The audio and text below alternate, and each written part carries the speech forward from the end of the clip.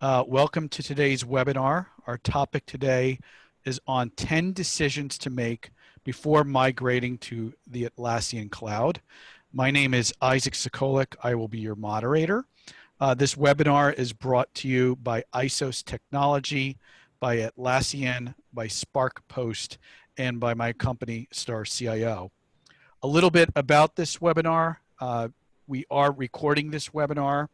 The recording will be shared with everyone afterward, so just be aware of that. We encourage you to ask questions. We have some technical experts. We have someone who's led an initiative to migrate to the cloud. So this is a great opportunity to get your difficult questions answered. Please do use the Q&A panel at the bottom of your Zoom screen to be able to ask them. We will be answering questions at the very end of our webinar today. Joining me today, we have three stellar guests. Joining me first is Carolyn McCarthy. She's the lead compliance analyst at SparkPost. Carolyn, can you say hello to everybody? Hello, thank you for having me. Thanks, Carolyn. Carolyn's had some AV issues. Hopefully we can get her on video at some point. Joining me second is John Mayer. John is a pre-sales engineer over at Atlassian. John, say hello to everybody. Hi, everybody. Thank you for having me today. Awesome. And last, not least, is Rodney West. He's a senior Atlassian consultant over at ISOS Technology. Hello, Rodney. Hi, thanks everybody for joining today. Great. So let's get started. I want to start, Carolyn, with you. Just for the audience's sake, tell us a little bit about SparkPost and how you currently use Atlassian's products today. Sure. SparkPost is in the business of deliverability of email. Right now we account for roughly, I believe, 37% of the B2C and B2B communications that are sent. We're also in the analytics space. And we were using Atlassian for Jira and Confluence. We were heavily using it within our engineering department, but we also use it for ticketing and some of the other smaller teams. Super. And so tell me a little bit about the backstory. You were running it in your data center. You made a decision to move it to move to the cloud. What were some of the reasons you were looking to move to the cloud? Well, there were two primary decisions that helped us with this. We are moving towards a cloud-first strategy, and we also had a recent acquisition that was already on the cloud. So it just kind of seemed like the right time for us to migrate, merge everything together and migrate to the cloud. We were looking for more efficiencies, more efficient use of our resources. And another area that we were looking to improve on for end users was having to connect in through VPN and just the connection issues that we were experiencing with that. Super. So, I'm hearing a few different things here. I'm thinking about end user experience. I'm thinking about how you're getting your teams to be able to work on more strategic work rather than infrastructure work. I think it's really important, the first decision that we want to share with all of you that are thinking about moving to the cloud. Decision one, articulate your problem and opportunity statement, and then review how the Atlassian's cloud is going to offer options and benefits for you. So really important to, before you embark on a journey like this, being able to share what your vision is and what problems you're trying to address with a migration. So John, let's move on. Tell me a little bit more about what's happening behind the scenes when you're managing Atlassian's instances on your own. Can you speak to some of the issues and benefits and opportunities that people don't know about when you think about moving to the cloud? Sure thing. So when you're using behind the firewall products, it doesn't allow you to be as agile and work as efficiently as you would like in comparison to using our products in the cloud. A pretty good example is I spoke to a customer recently. They were having a lot of issues with VPN and just the requirement to log into VPN just to connect to their applications behind the firewall was causing them some headaches, was causing them loss of productivity. And all they simply wanted to do was add a comment to a ticket or transition a ticket from new to in progress. Doing those simple tasks required them to take many steps. And again, they just figured that they could be a lot more efficient and a lot more agile if they were to move to the cloud. So we discussed a cloud migration with them. They eventually did migrate to the cloud, and they mentioned that they're able to get a lot more work done when they don't have to worry about those infrastructure challenges. They can let us worry about that, and they can just focus on doing their work. Very good, John. Rodney, you've done a number of migrations also. Tell me what you're seeing in terms of what people are doing before and after. Yeah, so one of the really interesting things, and this is going towards the maturity of cloud, is a general pushback we get is people really have a lot of apps installed on their on-prem versions, right? And that's where you really step on the gas when you're using Jira, right? That's where you get a lot more out of it. Traditionally, cloud hasn't had the depth of apps available to it, and the ones they have, there's not a close parity of features. One of the things that's actually happened, even you see the exponential growth in the last year, is you're seeing a larger number of the apps available, greater dedication from the app vendors, and even app vendors who are actually going cloud first from their development models now, which is great for people moving because it's actually removing that barrier that a lot of people have had and a lot of the pushback we've seen. So that's one of the big ones that's really a great thing to see in some of the changes to cloud, and actually makes the migration efforts easier. A second part is in cloud, you're starting to see a lot more consistency. So it doesn't matter if you're on a cloud server for one domain or another, you're across your organization, you're going to see basically generally the same look and feel. Versus the difference, if you're organizational, you may have 3 different versions of Jira that you have to merge together or something as you have more acquisitions and stuff, and everything's a little different. It makes it harder to support it. So from the administrator side and from the user experience side, you're seeing things that actually it's more a same continuous state for everybody. So they're kind of seeing the same behaviors, the same functionality, which makes adoption easier, makes administration easier. Very interesting. Carolyn, what was the experience for your end users that you were thinking of trying to address with your migration? I would just echo John's point to accessing it through the cloud is much easier without having to connect through a VPN. Our engineers, that's been like the key thing that they've called out, the efficiency that they're able to get in there and update things, not having to wait hours or the next day. So that was huge for us. Yeah, I'm going to also echo what John and Rodney were suggesting. Atlassian puts out about 12 version upgrades every single year of Jira, of their Jira Service Desk as well. So you think about running it in your data center, running it yourself, you're going to be doing at least 12 upgrades every single year. If you start falling behind, there's discrepancies in different user experiences. If you have 2 groups like Carolyn had, one on the cloud and one in your data center, so you're really missing out a lot. And so one place that you can see this gets into decision number 2 when you think about moving to the cloud, is really talk to your end users about their pain points, identify the ones that your cloud migration really addresses, right? Because learning where the end users are having issues, so much of these workflow tools are part of what makes IT successful, and being able to address them through an upgrade and through a shift in your operating model is a big plus for those that are trying to move faster and do more applications and do more services. So let's keep talking about this, everyone. What are some of the other motivations for companies to review Atlassian's cloud? Rodney, what are you seeing from the customers that you've been helping out with? So one of the big things is total cost of ownership, right? Everybody is effectively always looking to reduce costs. And if you just look at pure add-on and app license costs, sometimes a cloud may look like it's higher.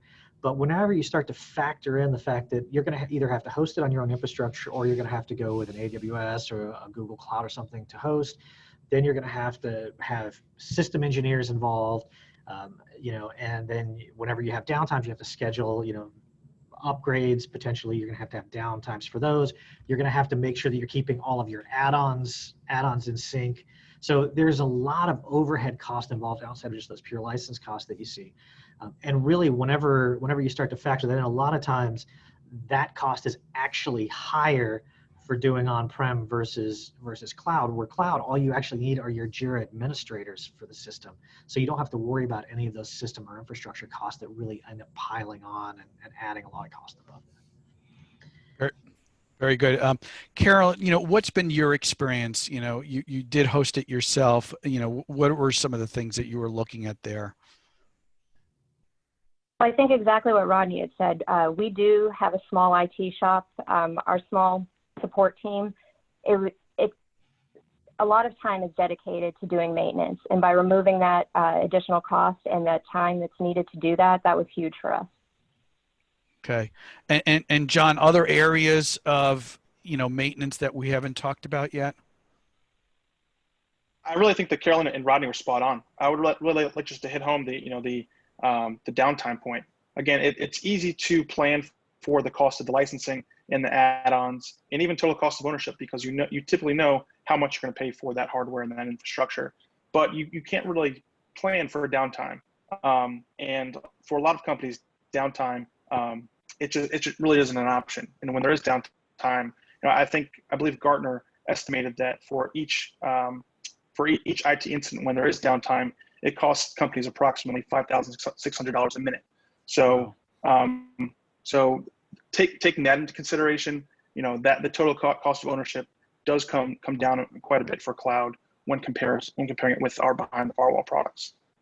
Yeah, so I'm hearing a lot of different things here. I mean, cost of downtime, when I have to do 12 upgrades at minimum every year, I'm either taking the system down to be able to do that and inconveniencing my users, or I'm doing it off hours, giving another task to my administrators to do things. And then, just like Carolyn says, it's not uncommon for IT operations to be understaffed and have many systems that they're upgrading. And so, think about, upgrading all the different systems that are in your environment. Where does the Atlassian tools come into play? And so it's very common for organizations to, deprioritize things and fall behind in their upgrades. So, number two, beyond just looking at the end users, looking at the third decision, really look and do a TCO analysis, a total cost of ownership analysis.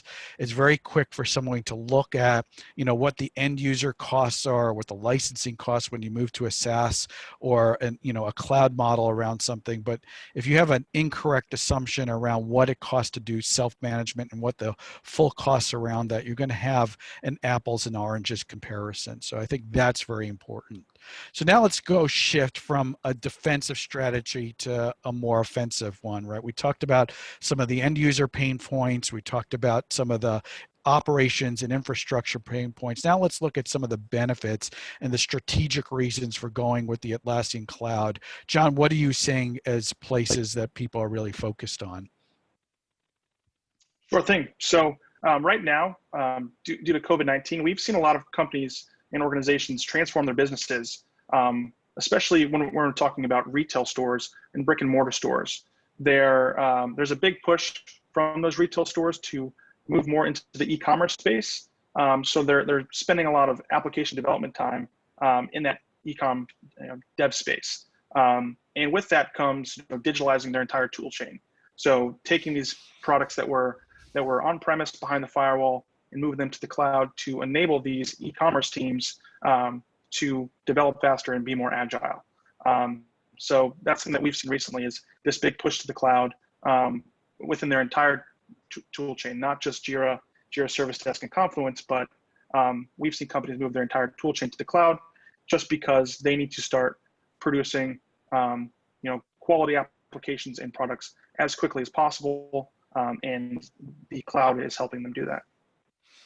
And so how do we do this well, Rodney? And, what are some of the capabilities people are looking at when they move to the cloud so that they can develop, deploy, and operate more efficiently? So like one of the interesting things is, so Atlassian introduced Atlassian Cloud Premium, right, which has some interesting features coming into it. Also, some of the acquisitions that Atlassian has done have been interesting in how they're being pulled into cloud. Like one of them, almost every client that I worked with on Jira, automation for Jira is something that they have need of at some point, whether they're Service Desk or regular Jira. Well, right, so automation for Jira is actually part of Atlassian tooling, and it's got like the cost model. They have a pretty good cost model setup for working in cloud, right? Especially whenever you start to use global rules as opposed to your project rules. You know, one of the other one that's really good is the addition of advanced roadmaps for Jira, which, you know, it was, any people know it from before, portfolio for Jira is basically the renaming, but that's part of premium. And, you know, we're seeing more and more organizations that actually need that road mapping as they become more mature inside of using Jira. You know, another part there, and this goes back to something that's kind of been a barrier to cloud. There's workarounds for it. But whenever you work on an on-prem version, you're going to have stage servers, you're going to have dev servers where you can test things out, right? I change a workflow. I don't want to change that in production because I don't want to break things for people. I need to test out an add-on, you know, or an app. Basically, there's different things you need to test. Well, you know, like I said, there's ways to build up new environments inside of cloud, but there's not dedicated sandboxes. Well, you know, premium has sandbox, is going to have sandboxes as part of the offering, which is a great feature, right? And we have clients that are asking all the time, so, you know, how do I have a stage environment in cloud? You know, and the final thing is something I touched on, you know, in my first point, is more and more vendors moving to cloud-first app development. So it's not that, oh, we've got to figure out how to port this over and we have to reduce features. It's like, no, wait, what are the features that are available in cloud? And we're going to focus that as our primary add-on distribution. So you're seeing a lot more robust add-ons that come over that are in cloud. And down the road, we're going to see more and more of those, right? We know the larger vendors are doing that. They're working on migration strategies to move from server up to cloud. As well, Atlassian has actually put some APIs out that are available for those developers. So I think those are kind of three of the primaries that really we see, you know, going forward as things we're excited about to see gain even more and more maturity inside of cloud. Thanks, Rodney and John, for that. You know, this echoes a lot of the things that I see in my work with companies on transformation. You know, doing a lot more application development, a lot more pressure to build and modernize applications, and being able to do it, you know, reliably and safer. To do this, a lot more companies doing work around automations. I do have an article recently published on InfoWorld just on Jira automations. And so when you think about, you know, really a migration like this, don't just think about how you're using a system like Atlassian today, really think about the future needs for supporting more development and more services.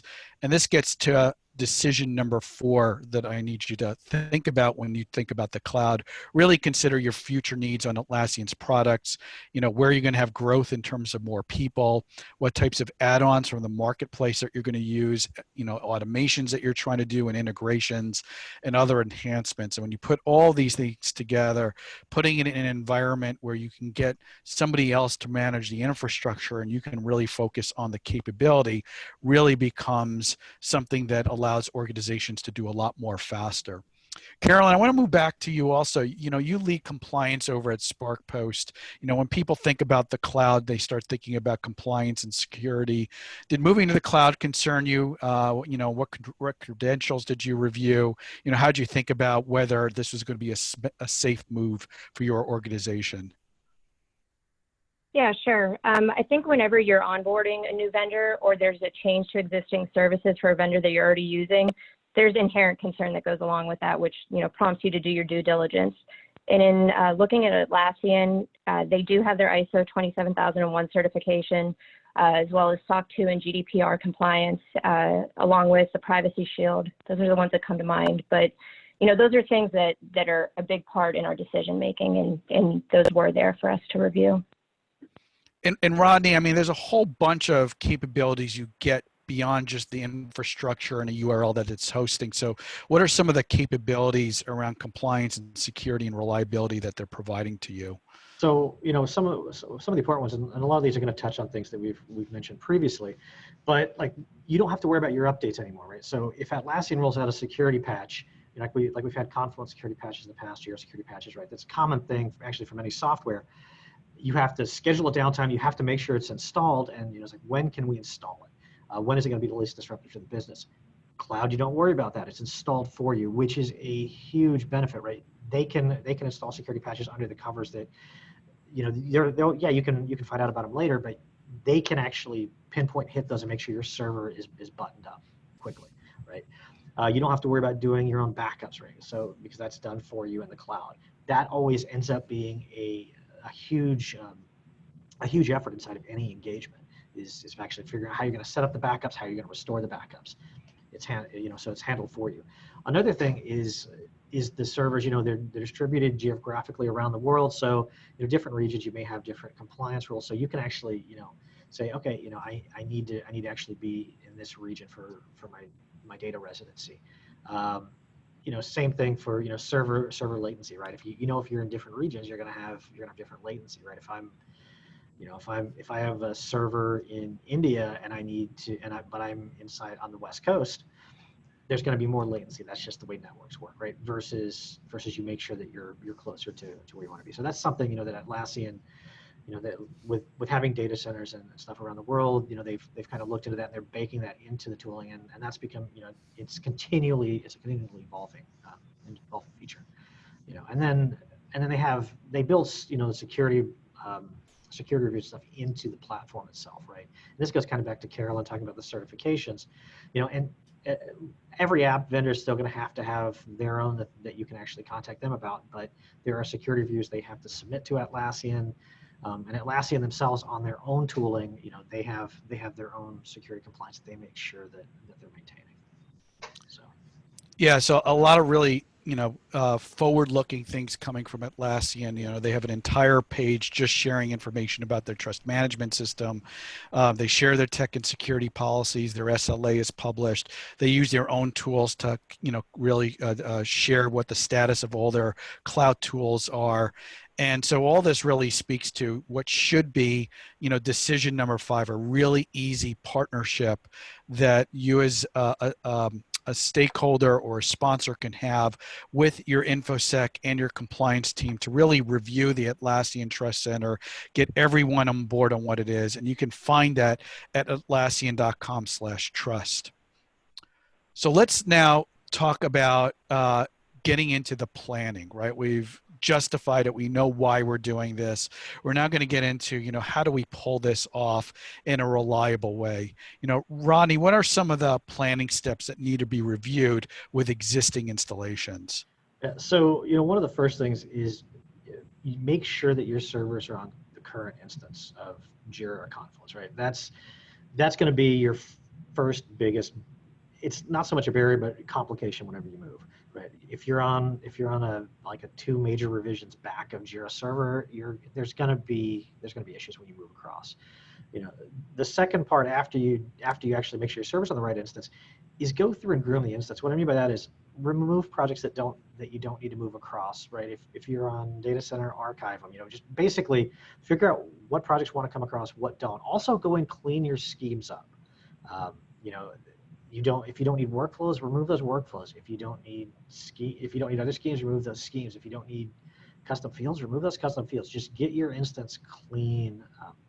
Then the second thing you're going to want to do is you're going to want to go through and kind of do an audit of what integrations you have with third-party tools, what apps you're currently using inside of Atlassian, and also are you making direct API calls to the servers, right? So those are 3 things that you're going to actually have to consider when you go to cloud. APIs may be different when you go to cloud. We already know that the apps are going to be different that you have available to you. And some third-party integrations may stop working. They may get better, right? There's some, like I said, with the move to cloud first app implementations, a lot of connectors have been built by vendors that are actually better in cloud than the server and data center ones if you're connecting to a third-party app. Know that some functionality is different. Like, boards are going to work slightly differently inside of cloud. That the apps are going to work slightly differently. Jira may look different to somebody. The Confluence editor is different if you're using Confluence. So, prepare your organization for that as well, right? That let them know there's going to be changes whenever we get over there. And, the final thing is, look and see what's business essential inside of your instance and what isn't business essential, right? If I want to move to cloud and there are some business essential features that I'm going to lose, that may be a stopper. Maybe I need to wait 6 months and see if this comes out, or I may need to reach out to an app vendor and go, hey, what's your migration path for having this on the cloud? So those are kind of some of the things to really look at before you actually start doing the move. So those are your prep items. Some of them. And John, quickly, did we miss anything really big on this?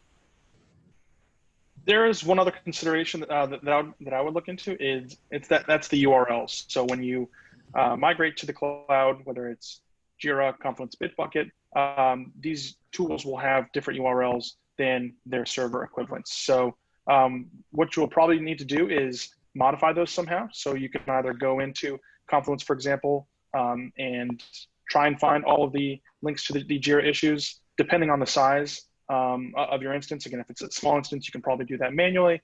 If it's a larger instance, we recommend implementing some redirect systems. So have those old URLs redirect to the new ones in the cloud. So that's just something that I would take into consideration as well. Yeah, thanks for that, John. I mean, we think about redirects and URLs and domains when we do website migration. Sometimes we leave that off the list when we think about internal tools. And you think about a tool like Confluence, where we want information sharing, we want URLs going out. You know, thinking about whether you're going to do it with proxies or redirects or just mimicking domain name, natting domain names. A lot of different ways to handle that. So really, decision number 6. Don't just jump into a cutover. Really assess your environment. What business is essential, what should be cleaned up. Are there integrations that need to change? Are there any end user impacts that you need to communicate in terms of how you're using the product? John, you mentioned URL direction. Another area for users is login. How does login and administrating users change when you're going from server to cloud?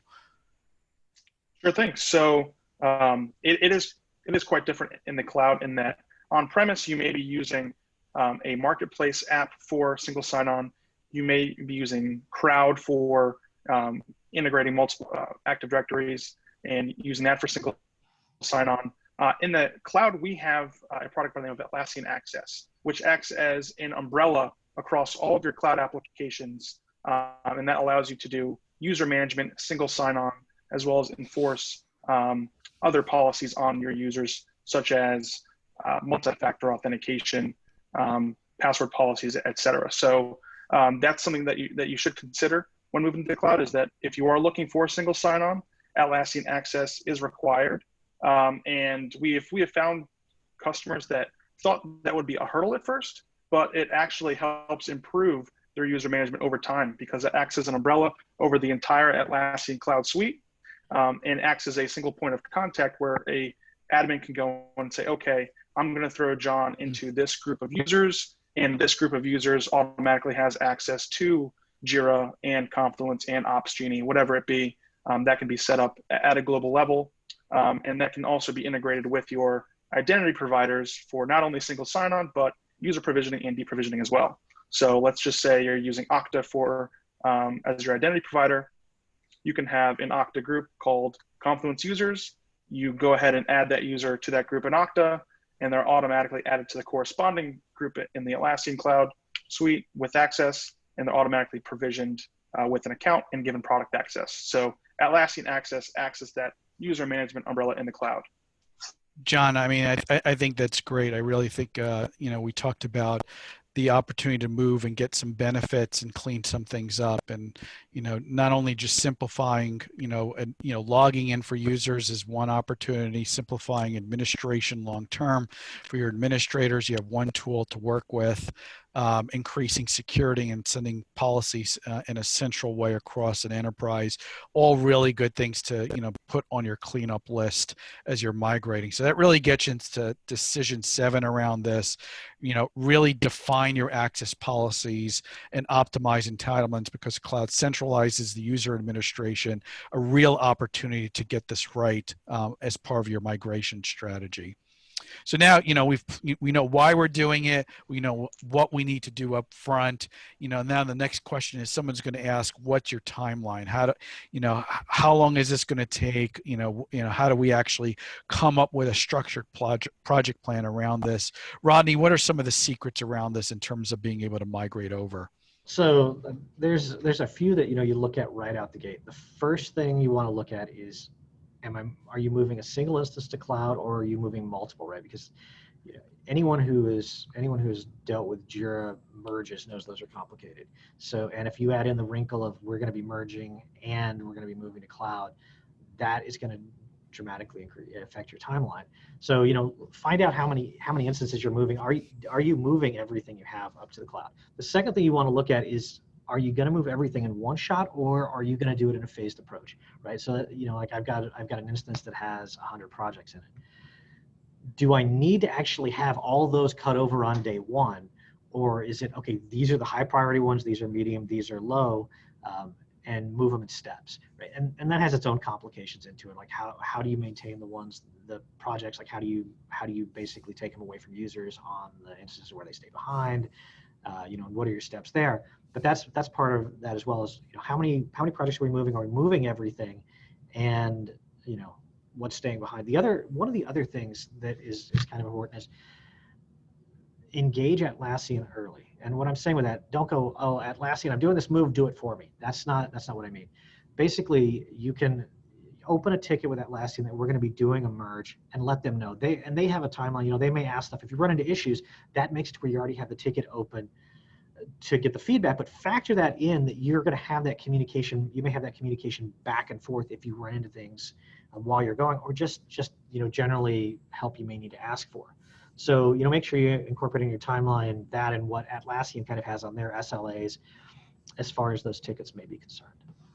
Rodney, I love that suggestion. Sometimes the most simple things are brilliant, right? And just, open a communication channel with your partner around this to help you do this.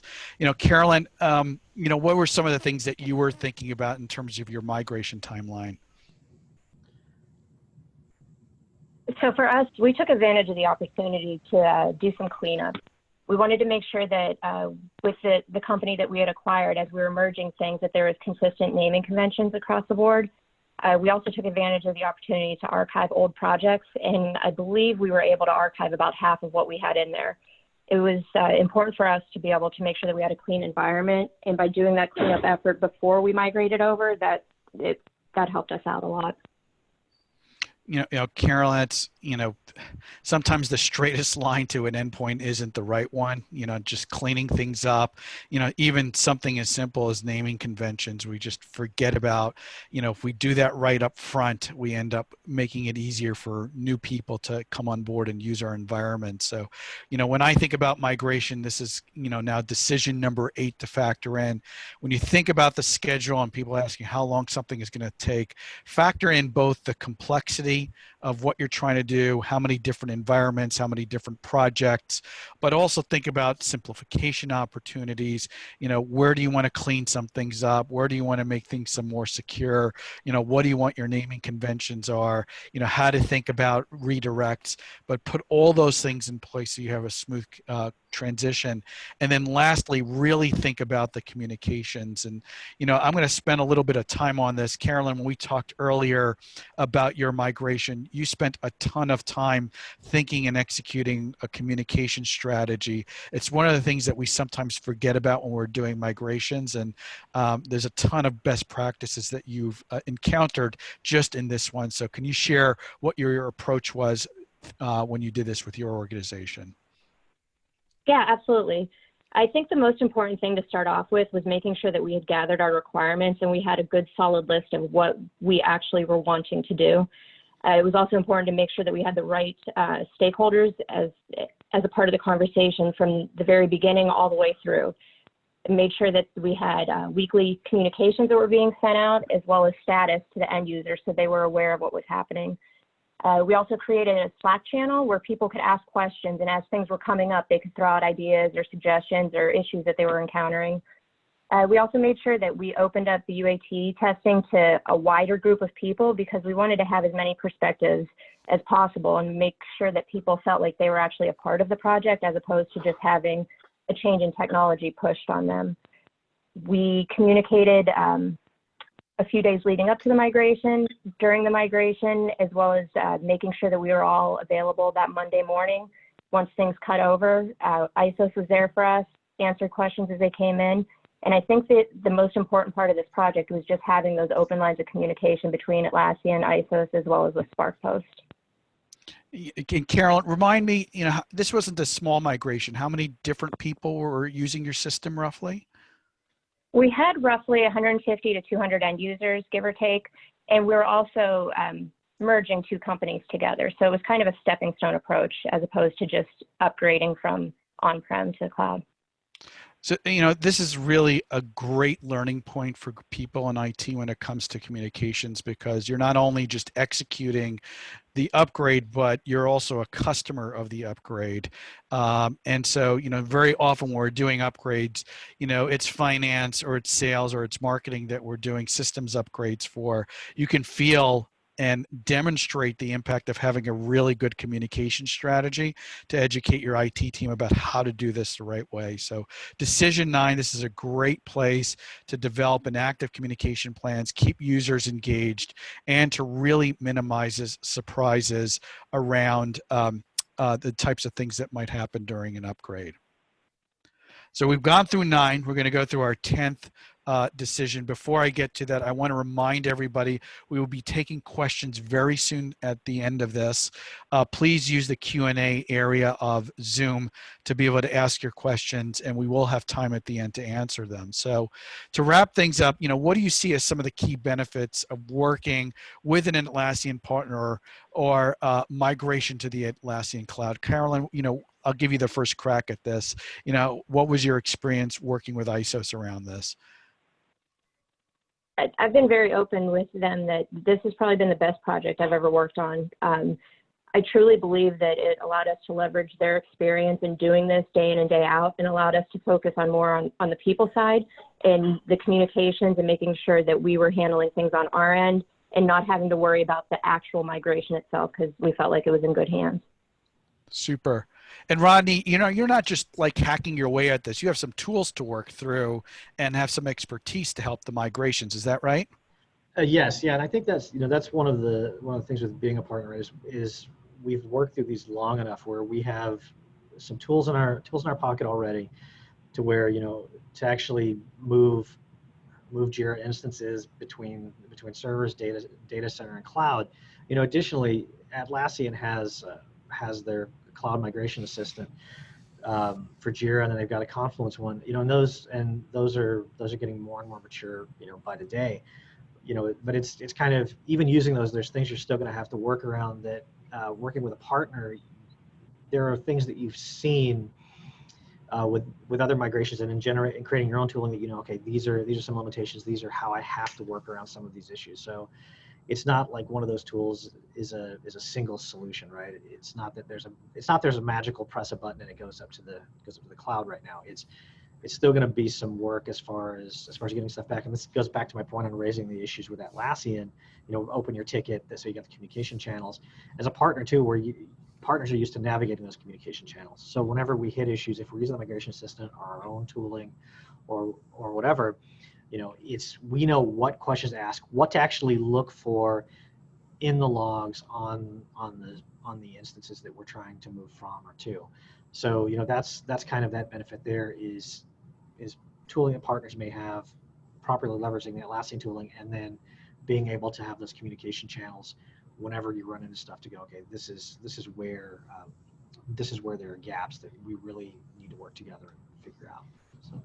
Thanks, Rodney. And John, any one last best practice you want to share with the group? Yeah, and just building off of Rodney's comment, again, our partners, they have experience in doing these migrations, so they can help you address concerns that you may have during the migration, as well as speed up that time frame quite a bit. Again, on the Atlassian side, we have resources that can assist you during this migration. Taking a sports analogy, think of us as a coach. We can coach you through the process, but we're not actually going to be on the field assisting you with that migration. Whereas our partners are able to do both.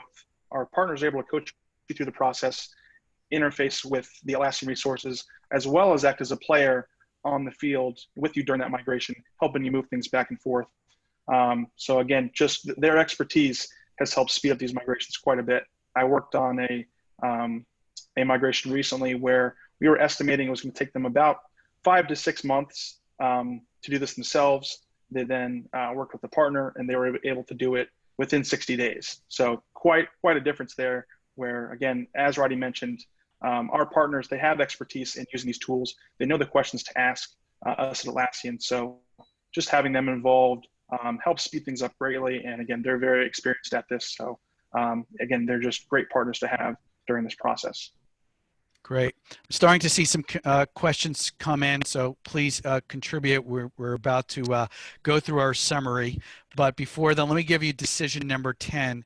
It's really about selecting a partner, lead a faster and seamless transition. And it's really because migrations are not everyday activities. You're going to do this hopefully once in your existence, maybe more if you're doing acquisitions, and just being able to accelerate your timeline, answer questions, and do things in a seamless way for your end users is really important. So we just went through 10 different decisions that you have to make around migrating to the Atlassian Cloud. It starts off by really understanding the problem you're trying to do, your pain points, understanding the overall costs, really thinking through your future needs so that you set up your environments in an appropriate way. Think through and bring your InfoSec and compliance teams along the way. Assess your environment so that you can factor in all the different concerns and issues, whether it's APIs or plugins, administering users through SSO. Define a schedule that handles both the complexity of your environment, but also offers some time to improve and simplify your environment. Develop your communications plan so that you bring end users along and make sure that they're up to date in terms of the timing of the different activities that you're doing, and then use a partner to handle the tools, the complexities, and speed up your timeline to be able to migrate. So there's 10 different things that will improve your timelines around a migration like this. Some things that you can do further on to be ready for a migration right around the Atlassian Cloud. They do have a readiness quiz that you can see. You can use that readiness quiz at isostech.com/cloud quiz. That's a program developed by isostech to help you understand your readiness to move to the cloud.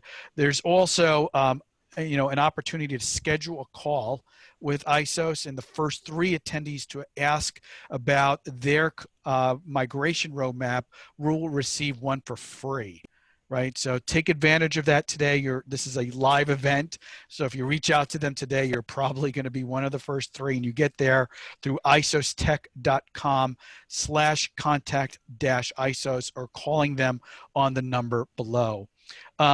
Rodney, I think you have a example roadmap to quickly walk through with everybody before we get to questions. Yeah, it's basically kind of what we build up as far as what we're offering there. It's kind of a high level gauge on, okay, this is what we're looking at potentially on the move, like some complexity items, right? So one of the things, first, tools inventory. This is where we see what Atlassian products are using, not just the ones that there's a cloud analog for, because that's actually a very important thing to consider is, some things don't exist in the cloud. Bamboo's not going to be in the cloud, for example, but you still will probably need to use it with your Jira instance. What third-party integrations you actually have working with your Atlassian tools.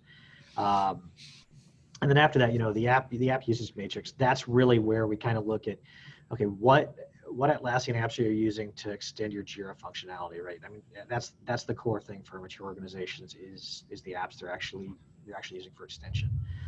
Then kind of what are potential migration options based on what your goals are, and based on what we see as far as what's in your system. And finally, kind of a general high level risk matrix on, okay, does it look like moving to the cloud is something you could do now? Do you want to wait a little bit? Or is it something really it doesn't look like a viable option and you're probably going to want to check on it further down the road? Super, Rodney. So I want to thank everybody. We do have 3 questions here that came in through the Q&A panel. We will get to answer all 3 of them, and if anybody else has a question, do please put one in there. I think the first question is for you, Carolyn. It goes from ideation to completion. What was the rough timeline for SparkPost to migrate? To be completely honest, I think it was only about 3 months from beginning to end. Engaged. Sorry, go ahead. And so about 3 months end to end. How much of it was planning, and then how much of it was really the execution part? I would say probably the first month was the planning as well as talking to potential partners to work with. And then once we went with ISOS, it went really quick. I think about a 9-week time frame is what we had. Super. There's another question here that I think you can answer. What was the reaction from the user community? Any surprises or critics that became converts?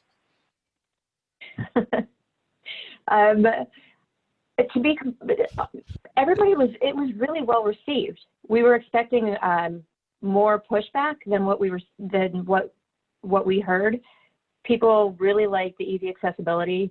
We also had a lot of positive feedback on the Jira Slack integration and how easily people could access things through Slack. So that's been huge for us. Yeah, you also remind me about the mobile experience that you were able to enable. Right. Yeah, a lot of people are always out on the go, especially nowadays, and just being able to go in there, update a ticket, reassign it, do the work away from the office or away from your desk, really helps with the time savings. Super. I have a third question here. This one I think is probably best for John. Do you have any examples of organizations that work in a hybrid model, cloud and data center at the same time? Sure. Yeah, there are a number of different hybrid models. So one that we see most commonly is company that is moving to the cloud, but they're doing it product by product. So they'll move Jira to the cloud, for example, and Confluence will remain on-premise until that migration is completed.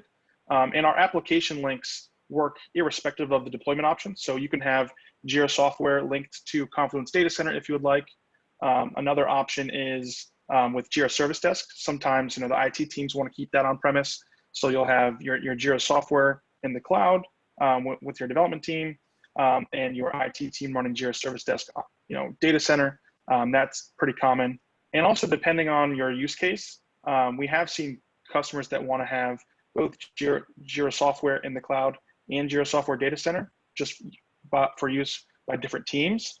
There are some marketplace apps that allow you to sync issues between the two instances if that is a requirement. So hybrid models are definitely a thing, and there's a number of ways to be successful with those. Super. Everyone, we do have some experts here on the line around Atlassian and the cloud, so please do ask your questions. John, I have kind of a follow-up one for you. You talked about minimizing downtime in terms of upgrades. What are some of the secrets in terms of how Atlassian pulls that off? Sure thing. So within the Atlassian Cloud, we have maintenance windows every day from 1 a.m. to 3 a.m. your local time. So I'm located right outside of Washington, D.C. My instance that day is probably hosted in the U.S. East region in Northern Virginia. So my specific instance will have maintenance windows from 1 a.m. to 3 a.m. every single day. That doesn't mean that there's going to be a change every single day. That just means that if there is any sort of change to Jira any of our products in the cloud, it will happen during that time frame. When there is a change, our goal is to have no more than 15 minutes of downtime for that particular week. So when there is a change or an upgrade that is made, it's typically done in only a few minutes. So that's how we handle upgrades is during that time window. If you want to modify when that time window is, if you want it to be in a different time zone, you can work with our support team to change that. But yeah, our goal is to have no more than 15 minutes of upgrade time during any given week. And with our cloud premium plan, we do have a 99.9% financially backed SLA. So if we were for some reason to not uphold that, you would receive service credits back, but that has not happened yet. John, I love your answer because it takes advantage of where you're putting, what region you're putting the environment. You're giving people some controls over this as well, and you're also setting expectations and service levels. So you kind of hit all three of my check marks. We just did get another question here. I'm not sure if this is a question we can answer online, but I'll throw it out there to Rodney and to John.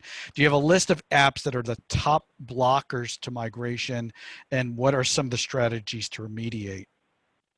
So here's the thing with this, right? Is top blockers is kind of weird because it depends on what's business essential, right? I mean, I've seen apps that, I look at them and they look like they should be fairly trivial, but then a business is like, hey, this is saving me, 500 hours a month. So it's a blocker from that standpoint, right? Some of the ones though, the ones that are storing a lot of data, like, I mean, Tempo or Zephyr kind of come across if they're storing their data inside of Jira, right? To move those over, right? You can implement those on the cloud, but moving that data up may be more complicated, right? So those, like, okay, we want to move up, but we haven't closed out our quarter, and we're gonna have to run quarterly reports, and we're still gonna have to have the instance. People are still gonna be logging for another month, right? That may be a blocker on time. So it's some of those ones that actually have a lot of data that actually needs to be moved that actually may not have a migration path up to cloud. So we've seen some of those. So there's not a comprehensive list of those. And one of the other things that I think I mentioned when we were talking earlier is Atlassian has exposed migration API to the app developers, and that's one of those other things that's becoming more and more robust, right? And that it's a way for those developers to actually move their data. Some of the things that may have been a blocker 3 months ago, 6 months ago, are no longer blockers. Some of the other things too, like if something adds a lot of like special custom fields, those may not be available for you in the cloud, right? Because you don't have the same functionality in the way you build add-ons. But like I said, those are things that are changing, and what we say today may be different a month or 2 months from now. John, anything you want to add to that one? Did you miss anything there? I think Rodney was spot on. The apps that have a lot of data that need to be migrated typically are a bit more difficult, just because, again, some may not have a path to move that data, or migrating that data may be difficult. So I would just say, again, the apps that have a lot of data stored in either Jira or Confluence typically are the hardest ones to move. Okay, because you not only have to have an equivalent app, but you have to think about a data migration strategy on top of that, right? Correct, And yeah. what I'm hearing is there's, while there might be a list of questionable apps, it really comes down to some business context, right? You might find that it's better to leave an app behind. It might be that you have to migrate data in a different way than from your situation versus others. So a lot of it comes down to context.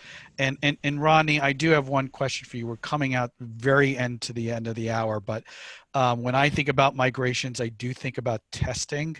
And how do you make sure that you're ready to flip the switch? So maybe just leave everybody, what are some of the things that you look for before you say, yeah, we're ready to do our migration?